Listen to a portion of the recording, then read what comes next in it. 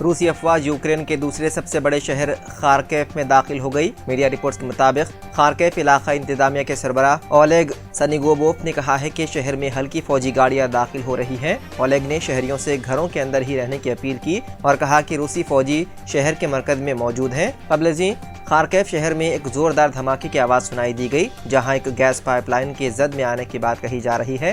हंगामी खिदमत अंजाम देने वाले अफराद का कहना है कि खार्किव के रिहायशी मकानात पर भी हमला किया गया। वहीं रूस यूक्रेन जंग के दरमियान खुर्दुनी तेल की कीमत में इजाफे का इम्कान है। पेट्रोल और डीजल की शरह भी बढ़ सकती है। वहीं यूक्रेन पर हमले के सबब रूस के सदर व्लादिमीर पुतिन को इंटरनेशनल जूडो फेडरेशन के एजाजी सदर के ओहदे से मुअत्तल कर दिया गया। जूडो की सपोर्ट गवर्निंग बॉडी ने इतवार को ये ऐलान किया है।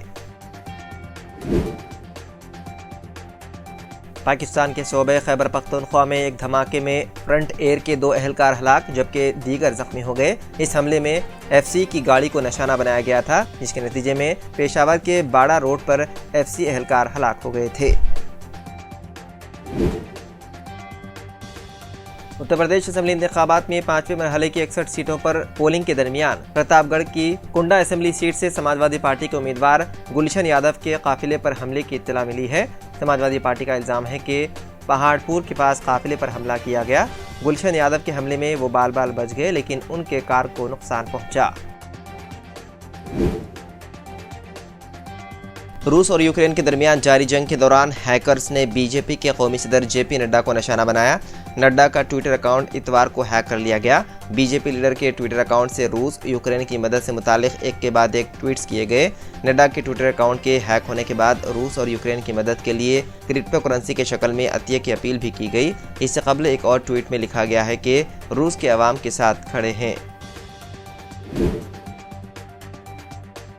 हैदराबाद के इंदिरा पार्क के पास वाक़े NTR स्टेडियम में मरकजी वज़ीर GK रेड्डी और मुख्तार अब्बास नकवी ने हुनर हाट का इफ्तिताह अमल में लाया। इस मौके पर रियासती वज़ीर दाखिला मोहम्मद महमूद अली भी मौजूद थे। इस हुनर हाट में हुनरमंद अपने हाथ से बने हुए अशिया की नुमाइश करते हैं।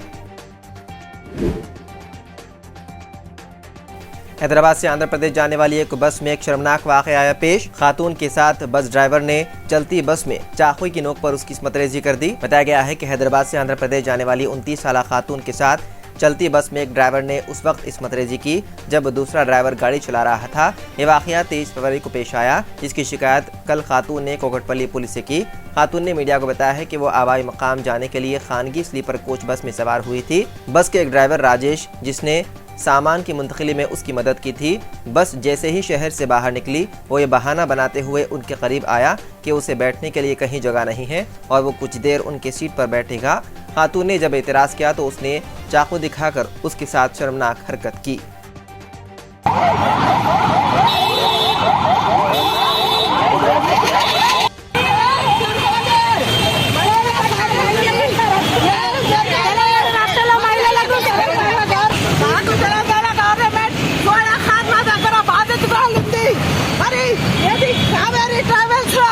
అత్యాచారం జరిగింది.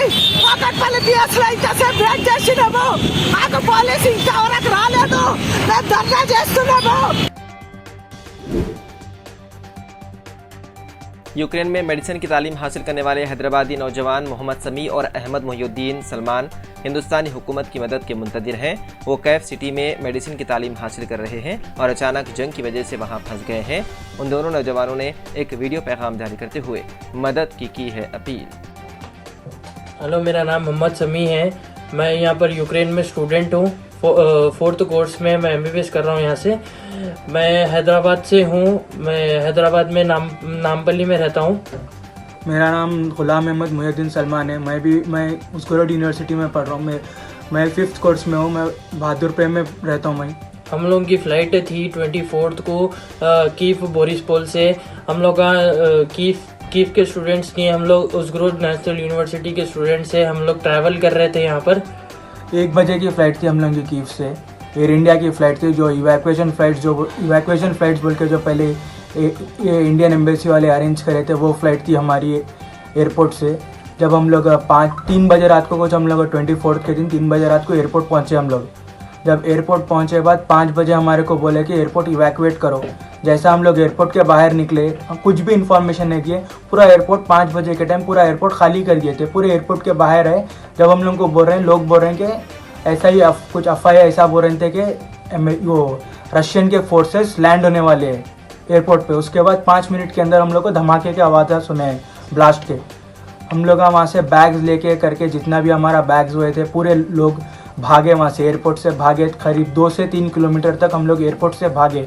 फिर वहाँ पर हमारे को एक बस मिल गई। वो बस हमें यहाँ पर हमें क्या है कि मालूम नहीं है हमारे को यहाँ पर कहाँ है, एक सिटी में कहाँ पर ही बीच में लेके आके छोड़ दी थी बस।